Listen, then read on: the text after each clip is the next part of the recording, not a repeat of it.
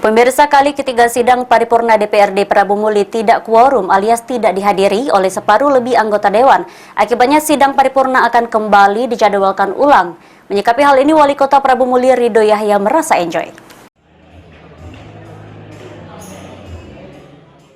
Meski sudah 3 kali diberi harapan palsu oleh sebagian anggota Dewan Perwakilan Rakyat yang tidak hadir dalam rapat paripurna, Wali Kota Prabu Muli Ridho Yahya mengaku santai dan terus akan hadir dalam paripurna pengesahan jadwal kegiatan pembahasan Praperda tentang pertanggungjawaban pelaksanaan Kota Prabu Muli tahun anggaran 2021.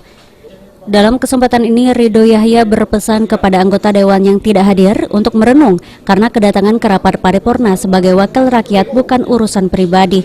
Andaikan tidak korum ya kayak kemarin di 15 menit kita tunggu korum. Andaikan langsung korum kita nota pengantar. Enjoy tapi enjoy banget. Tapi aku pesankan tadi. Aku pesankan tadi. Urusan negara jangan urusan pribadi kita jadi tidak berlemaan. Akrab, berkawan, guyon.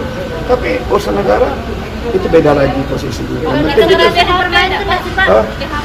Apa PHP? Janjikan aja, Pak. Oh iya. Karena apa kami datang itu adalah ada berita acaranya.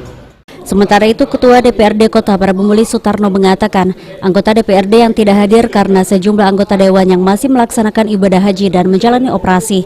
Sesuai aturan, Ketua DPRD Prabu Muli mengungkapkan jika LPJ Wali Kota Prabu Muli di deadline 31 Juli. Kalau alasan dari sekretariat kami belum tahu persis terkait alasan nyatanya memang tidak kerja yang tidak hadir ada yang operasi sebagian Ibu Deni korek